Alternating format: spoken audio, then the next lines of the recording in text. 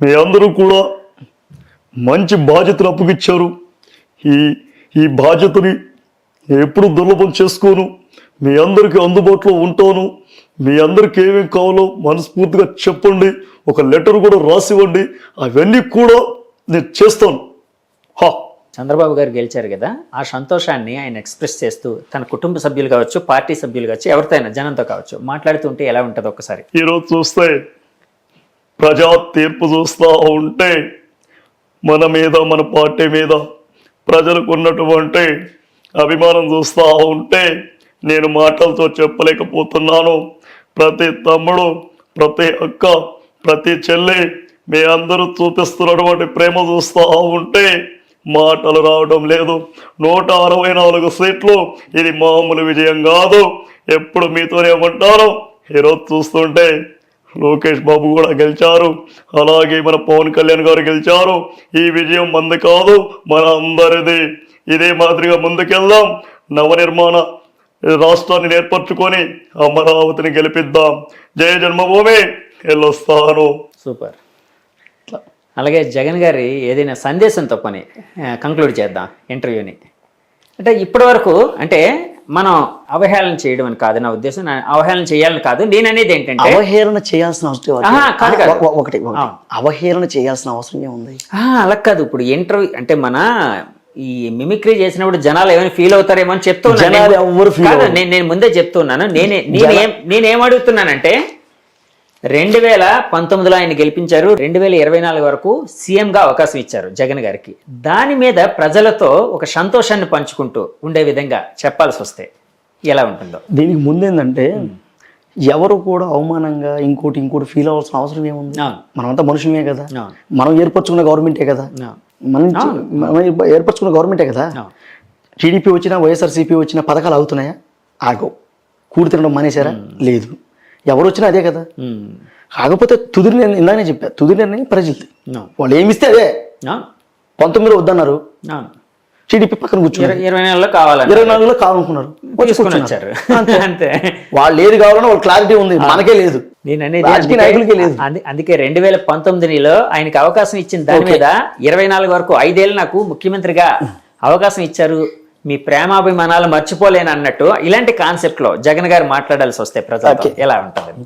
ఇదే మాదిరిగా చూశాను. 2019లో ఇచ్చినటువంటి ఘన విజయం చూస్తూ ఉంటే సంతోషంగా ఉంది.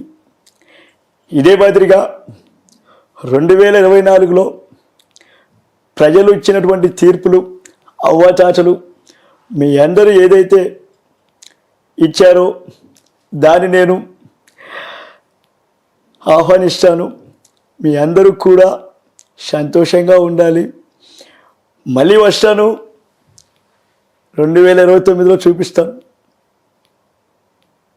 ఉంటాను. స్పోర్ట్స్మెన్ స్పిరిట్ అని అంటారు కదా, దాన్ని కూడా చెప్పేశావు నువ్వు. సరే. మరణం తప్ప ఓటమి తెలియని వ్యక్తులు చాలా మంది ఉన్నారు. ఇప్పుడు మరణం తప్ప ఓటమి తెలియని వాళ్ళు చాలా మంది ఉన్నారు. ఏవివి గారు ఒక మాట అనేవారంట, చాలా మంది నా మిత్రులు చెప్పేవారు, ఇండస్ట్రీలో క్లాప్ కొట్టని అసిస్టెంట్ డైరెక్టర్, ఫ్లాప్ కొట్టని డైరెక్టర్ ఉండరని. అలాగా సహజంగా జరుగుతుంది. జయాపజయాలు ఒక రోజు ఒకరికి సీట్ వస్తుంది, ఒకరికి రాదు. అది జయాపజయాలు ప్రజలు. రాజకీయాలు సినిమాలు కాదండి. మన ఇంట్లో పచ్చడి వండుకున్నాం, తినమా? రోజు చికెన్ కావాలంటే కష్టం కదా. అంతే. అప్పుడప్పుడు పచ్చడి, అప్పుడప్పుడు చికెన్, అప్పుడప్పుడు పెరుగు, ఇలాంటివి ఉంటాయి కదా.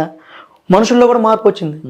ఓకే, అన్నం చూసాం, సరే మళ్ళీ బాబు గారిని డెవలప్మెంట్ కోసం ఏదైనా వాడదాం, లేకపోతే మళ్ళీ అన్నం గెలిపించుకుంటారు. సరే, రాజకీయాలను పక్కన పెట్టేస్తే ఫైనల్గా ఇంకా అంటే జగన్ గారి క్యారెక్టర్ ఇచ్చిన బూస్టప్తో నువ్వు ప్రపంచానికి తెలిసావు కదా. సో జీవితాన్ని ఎలా డిజైన్ చేసుకుందాం అనుకుంటున్నావు? ఈ నీ గోల్స్ ఏమైనా ఉన్నాయా? నేను పరమశివుడు ఏదైతే చెప్తాడో అదే విధానంలో పోతా. నేను సపరేట్గా ఆలోచించాల్సిన లేదు. అంటే ఇప్పుడు నేనేంటంటే నేను ఒక ఆధ్యాత్మికంగా ఆలోచిస్తుంటా, పరమశివుడిని ఎక్కువ పూజిస్తాను. నేను పర్టికులర్గా నా లైఫ్ని డిజైన్ చేసుకోవడం, పర్టికులర్గా రాసుకోవడం, ఈ రోజు ఏం చేయబోతున్నానని థింక్ చేయడం, ఇవన్నీ కూడా నేను చేయను. నేను నిద్ర లేచిన కాంచి నిద్రపోయేంత వరకు పరమశివుడు ఎవరిని కల్పిస్తే ఓహో ఇది ఆయన, ఏం తినిపిస్తే ఓహో ఆయన, దైవాధీనంలో బతుకుతున్నా అంతే. పరమశివుడు ఏదైతే ఆయన స్క్రిప్ట్ ఉందో దాంట్లో నడుచుకుంటూ పోతున్నా. ఎవడైనా వచ్చి నన్ను చంపేసినా కూడా ఓకే, ఇది పరమశివుడు అన్న. ఏదైనా గుచ్చుకునింది పరమశివుడు అంటే నేను పూర్తిగా పరమశివయ్య ఏదైతే ఇస్తాడో, దేవుడు పరమశివుడు ఏదైతే ఇస్తాడో అందులోనే ఉన్నానండి. సపరేట్గా ఆలోచన లేదు. ఆహా ఈరోజు కూల్ లేదు, నేను అడుగుతున్నా. మా నాన్నగారు లేని, నాకు చచ్చిపోయాడు. మా నాన్నగారు లేనప్పటికీ కూడా పరమశివుడి దగ్గరికి వెళ్ళి, నాయన నాకు కూల్ లేదు పెట్టించాయంటే సాయంత్రానికి అన్నం ఉంటుంది, రూమ్ రెంట్ లేదు, సాయంత్రానికి ఉంటాయి. అంటే నేను ఒక తండ్రి రూపంలో వస్తుంది, ఏదో ఒక అవకాశం రూపంలో ఏదో ఒకటి నాకు ఆ రోజు గడిచిపోద్ది. బికాస్ మై గాడ్ నాకు తండ్రి లాంటి వ్యక్తి. నీ వర్క్ నమ్ముతున్నావు, దేవుడిని నమ్ముతున్నావు, అంతే కదా. ఈ రెండు అంతే. అలాగే ప్రజలు కూడా ఆదరించి అన్నం పెడుతున్నారు. ఈరోజు ఒకప్పుడు కూల్ లేక ఏడ్చినోడిని ఈరోజు టిఫిన్ పెట్టిస్తున్నారు, భోజనాలు పెట్టిస్తున్నారు, ఆదరిస్తున్నారు, ఇంటికి పిలుస్తున్నారు, మమేకంగా మాట్లాడుతున్నారు, ఆలింగనం చేసుకుంటున్నారు. ఇదంతా కళాకారుడికి దొరికిన ఒక చిన్నతమైనటువంటి ఆదరణ. ఇంతకంటే ఏం కావాలన్నయ్యా? ఏం కావాలో చెప్పు. కోట్లు ఇస్తే కూడా రాదు. నిజం. రాజకీయ నాయకులైనా సినిమా యాక్టర్లని ఊరి ఏముందన్నయ్య? ఏముంది?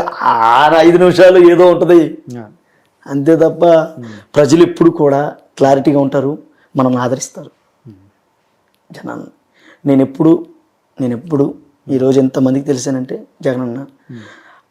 జగనన్నలాగా ముందుకు తీసుకెళ్ళిన వ్యక్తులు టీడీపీ. నాకు ఇద్దరు దండం పెట్టుకుంటున్నా. వాళ్ళిద్దరికి ఎప్పుడు నేను జీవితాంతం రుణపడి ఉంటా. రేపు బాబు గారిని కలిసిన, జగనన్న కలిసిన, బాలని బాబు గారిని కలిసిన, నా ఆరాధ్య దైవం పవన్ కళ్యాణ్ గారిని కలిసిన చాలా సంతోషం. I'm very happy.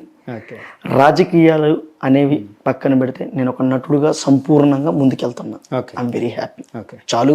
నా కన్న తల్లి తండ్రి ఎక్కడున్నా కూడా నా సంతోషంగా వాళ్ళ సంతోషపడతారు, నా తల్లిదండ్రులు సంతోషపడతారు. అది ఆర్థికంగా కూడా నేను అంతంత మాత్రమే. నాకు ఆర్థికంగా కూడా కష్టపడే సినిమా చేస్తేనే, సినిమా చేయించుకొని డబ్బులు ఇస్తేనే తప్ప మనకి వేరే ఆస్తులు కానీ అంతస్తులు కానీ మా నాన్నగారు ఉన్నప్పుడు ఉన్నాయి. మా నాన్నగారు ఉన్నప్పుడు వాళ్ళు నటులు అన్నావు కదా, అంటే నటులు ఎప్పుడు, కళాకారులు ఎప్పుడు, అందులో నాటక రంగం నుంచి వచ్చిన వాళ్ళు ఎప్పుడు పాపం ఆస్తులు తగలేస్తారు కానీ ఎప్పుడు పెంచుకోరు. మాకు ఉన్నాయి కానీ తగలేయడం మీన్స్ అంటే నెగిటివ్ కాదు, అంటే వాళ్ళ అభిమానం కోసం, అంటే వాళ్ళ సొంత డబ్బులు ఖర్చు పెట్టైనా నాటకాలు ఆడతారు. అది నేను అనేది. అదే చాలా మంది ఎవరైనా ఇంటికి వచ్చారు అనుకోండి, మా ఇంట్లో ఎప్పుడు అన్నం ఉండేది. ఎందుకు? కళాకారులు వస్తూ ఉండేది మా ఇంటికి. అన్నాలు, భోజనాలు అంతా పెడతా ఉండేది. సున్నితమైన తన కడుపు ఆకలిని మార్చుకుని పక్కోడికి పెడతా. నేను ఎప్పుడు కూడా కడుపుతో ఆకలితో ఉన్నాను కానీ మూతి మీద చిరునవ్వు ఎప్పుడు తగ్గేది కాదు. నేను నవ్వుతూనే ఉంటా తప్ప కడుపులో ఆకలి ఉంది నాకు ఇది ఉండదు. పెట్టించుకో తింటా, నా మోష లేదు, అడిగి తింటా. నాకు ఇదంతా కూడా నా తల్లిదండ్రులు ఇచ్చారు, పరమశివుడు ఇచ్చారు. ఇంత అనర్గళంగా ఈరోజు మీ ముందు కూర్చొని మాట్లాడుతున్నానంటే నా తల్లి, నా తండ్రి, పరమశివుడు ఇచ్చిన అనుగ్రహం. లేకపోతే రాదు. నేను ఎప్పుడు రుణపడి ఉంటా ప్రజలకి. ప్రజలు, డైరెక్టర్లు, ప్రొడ్యూసర్లు, తోటి కళాకారులు, నిపుణులు వీళ్ళందరూ కూడా ఆదరించి నాకు సినిమాలు ఇచ్చారు. ఈరోజు ఇలాంటి షోలు ఇలా ఎన్నో చేశారు. ఈరోజు హ్యాపీగా ఉన్నాను. ఇంకంతకంటే ఏం కావాలి మీకు? ఫైనల్గా నీ కోరిక ఏదైతే జగన్ గారిని కలవాలి అన్న నీ కోరిక నెరవేరాలి. ఎందుకంటే ఆయన వలన నువ్వు బాగా పాపులర్ అయ్యావు కూడా. టైం వస్తే అన్నీ వస్తాయి. సో జగన్ గారు ఎప్పుడు ఒక మాట అంటుంటారు. ఏంటది? టైం వస్తే ఏది ఆగదు. నేను చెప్పాను, మనం అనుకుంటే జరగవు, జరగాలని రాసి పెట్టుంటే జరుగుద్ది. ప్రయత్నం అయితే చేయాలి. మళ్ళీ ఏ ప్రయత్నం చేయాలి కానీ మన పని మనం చేసుకుంటూ వెళ్ళాలి. ఇప్పుడు ఇంటర్వ్యూ ఇచ్చాను, నెక్స్ట్ ప్రమోషన్ స్క్రిప్ట్ రాయా, స్క్రిప్ట్ చూసుకుంటున్నాం. మా డైరెక్టర్ గారు వస్తారు, స్క్రిప్ట్ రేపు 10-15 నుంచి గోచిపాత ఒకటి పెట్టుకుని ఆంధ్ర రాష్ట్రం మీద పడుతున్నా. ఆంధ్ర రాష్ట్రం అటు తెలంగాణ 2 రాష్ట్రాలని కవర్ చేయాలి. గోచిపాత పెట్టుకొని ఆంధ్ర రాష్ట్రాలు కవర్ చేయాలి. అటు ప్రొడ్యూసర్ సేఫ్ లో ఉండాలి. ప్రొడ్యూసర్ గారు డబ్బులు పెట్టారు, ఆయన సంతోషంగా ముందుకెళ్ళాలి. డైరెక్టర్ గారు, మేము అందరం కూడా, అందరూ బాగుంటేనే కదా మనం బాగుంటాం. సరే, ఫైనల్ గా ఒక పాటతో కంక్లూడ్ చేయి. ఇందాక ఒక అద్భుతమైన పద్యం పాడావు. అంటే నీకు చాలా పద్యాలు వచ్చు, ఎందుకంటే నువ్వు ఆ జీన్స్ నుంచి వచ్చిన వాడు, నాకు అర్థమైపోయింది. తల్లిదండ్రులు, నటీమణులు, కళారూపాలలో మీరేం చేయమని చేసేస్తానండి. ఎందుకంటే హద్దు పొద్దు అవి ఏం లేవు, హద్దులు లేవు. కళాకారుడికి ఎప్పుడు హద్దులు లేవు. ఇందాక మైల్ పకెట్ డైలాగ్ చెప్పాను, అలాగే మిమిక్రీలు చేసుకుంటూ వచ్చాను, తర్వాత పద్యాలు పాడాను, తర్వాత ఎమోషనల్ అను ఫన్, అది సీరియస్నెస్ చేశాను. ఇప్పుడు ఒక పాట పాడతాను. ఈ పాట కూడా అమ్మ స్టాలిన్ గారు కాన్వర్సింగ్ లో ఉన్నప్పుడు తమిళనాడులో అక్కడ పాడింది. పిలిపించుకున్నారా అక్కడ, విల్లువాకంలో అమ్మగారాలని పిలిపించారు. అక్కడ చేసాం మేము పాడబడాం. ఇది మన తెలుగు గొప్పతనం గురించి. పాడబ్బా. పాడరావో తెలుగువాడా, పాడరావో కలిమిరేడా, పాడరా మన తెలుగుదేశపు భవ్య చరితల దివ్య గీతం పాడరా. యుగ యుగంబుల నిండు బంగారు గంగనిచ్చిన గౌతమీ నది, కోకినూరులు కురులు ముడిచిన కులుకు తేనెల కృష్ణవేణి, హాయగారతనాల సీమ హోలలాడెను తుంగభద్ర, సొగసు కూర్చెను తెలుగు తల్లికి సుఖములిచ్చెను తెలుగువానికి. పాడరావో తెలుగువాడా, పాడరావో కలిమిరేడా, పాడరా మన తెలుగుదేశపు భవ్య చరితల దివ్య గీతం పాడరా. బాగుంది. అమ్మకి నేర్పించాను. నువ్వు ఎలా అమ్మ ఏం నేర్చుకున్నావు? చదువుకోలే. ఓకే. అమ్మ ఏం చదువుకోలే, దగ్గరగా ఎన్ని వందల పాటలు పాడేసి ఉంటది. ఓకే. అమ్మ రేడియో కేంద్ర సింగర్ కూడా, విజయవాడ రిటైర్. అవునా? రేడియో కేంద్రం సుభాషిణి రావినోతల అవునా? రిటైర్. అమ్మ రేడియో కేంద్ర సింగర్, విజయవాడ రిటైరు. ఎన్నో జనపదాలు పూలకోక కట్టుకొని పూలారా నేను పోతే తోటలోని చిన్నవాడు కొంగు బట్టి లాగాడే, ఏం పిల్లోడా యగదిగా చూస్తావో, ఏం పిల్లోడా యగదిగా చూస్తావో. ఇలాంటి జానపదాలు అమ్మ. నీకు కూడా వచ్చా జానపదం? ఎవరికి? నీవు వచ్చా జానపదాలు? నేను పాటలు పాడను, అమ్మ పాడుతుంది. మేము ఓన్లీ నాటకం సాంఘికం, ఈ సినిమా డైలాగులు బాగా చెప్తా. చారిత్రాత్మక నాటకాలు కూడా వేసావా? History kind of? మనం చేయలేదు మామూలుగా. పౌరాణిక నువ్వు చేసావా నాటకాలు? ఇందాక వేసాం కదా మైల్ ఫకీర్. మాయిల్ ఫకీర్ పౌరాణికమే కదా మైల్ ఫకీర్. అవునవును. పులిరాజు మైల్ ఫకీరు. అలాగే సాకలు తిప్పడు. ఊరూరు గుడ్డలన్నీ ఏరేరి మూట కట్టి సర్ది సంకానేసి సాకిరేపుకెళ్తుంటే వివరంగా చెప్తాను వినుకోండయ్యో, అబద్ధాలు చెప్పనని అనుకోండయ్యో. అప్పుడు ఈ తిప్పడు కదలలేదు వదలలేదు, ఎల్లికల పడి ఉన్న సింహాన్నే నా పంగల కర్రతో ఒక్క ఏటు ఎడవంగానే గెర్రం తిరిగి కింద పడిపోలే రాజుగారా. ఈ విధంగా సూపర్. మాయిల్ ఫకీరు, పులిరాజు, సాకలు తిప్పడు. ఈ సాకలు తిప్పడు క్యారెక్టర్ కూడా నాన్నగారు వేసేవాళ్ళు. రెండు పాత్రలు నాన్నగారు చేసేవాళ్ళు. అసలు ఒక్కొక్క స్టేజ్ మీద నానేమో అమ్మని డ్యామేజ్ చేయాలని, పులిరాజుని అమ్మ క్యారెక్టర్ని, అమ్మ మాత్రం స్టాండర్డ్ గా ఉండేది. అట్లా బా ఏం కళాకారులయ్యా. నాకు తెలిసి నాకు చిన్నతనం నుంచి సినిమా ఇవన్నీ ఓకే డన్, కానీ చిన్నప్పటి నుంచి ఒక అద్భుతమైన నటులను చూశాను. ఎంత క్రమశిక్షణ, డైలాగ్ మీద డెసిషన్, డైలాగ్ మీద ఆ పట్టు, ఎంత స్పీడ్ వెళ్తున్నా కూడా డెసిషన్, అవన్నీ కూడా అమ్మగారు నాన్నగారు బా ఎంత కళాకారులు. నేను ఒక కడుపున పుట్టిన కొడుకుగా కాకుండా ఒక పక్క వ్యక్తిగా వాళ్ళిద్దరిని చూసా. వాళ్ళ పవర్ఫుల్ ఆ నటన చాలు. అలాంటి కడుపున పుట్టాను, మరో జన్మ ఉంటే వాళ్ళకే కడుపున పుట్టాలి. సూపర్. చాలు, మరో జన్మ ఉంటే వాళ్ళ కడుపున పుట్టాలి. బతికినంత కాలం సంతోషంగా బతకాలి. ఆస్తులు అంతస్తులు ఇవన్నీ సంపాదించి వాడు కూడా పొడి చేసి ఇవన్నీ వద్దు. బతికినంతకాలం మనశ్శాంతిగా ప్రశాంతంగా సంతోషంగా బతకాలి. వచ్చే వాళ్ళు కూడా అర్థం చేసుకునే విధంగా ఉంటే చాలు. Thank you Sunil. చాలాసేపు ఎప్పటి నుంచో అనుకుంటున్నాం, ఈ రోజుకి అయ్యింది. సో యాక్చువల్గా జగన్ గారిని కలిస్తే నువ్వు తర్వాత వెళ్ళిన వెంటనే ఫస్ట్ ఇంటర్వ్యూ నాకే ఇవ్వాలి. మళ్ళీ నేను అందరినీ కలుస్తా. అదే కలిసి నాకు ఇవ్వాలి. బాబు గారిని కలుస్తా, అవును, అప్పుడు మాట్లాడదాం. జగనన్న కలుస్తా, అప్పుడు మాట్లాడదాం. అలాగే రేపు సినిమా టైటిల్ ఇంకా రిలీజ్ కావాలి, అదే ఆ సినిమా చేస్తున్నా, ప్రమోషన్ కూడా వస్తా. ప్రమోషన్ కూడా మళ్ళీ రావాలి, సినిమా ప్రమోషను.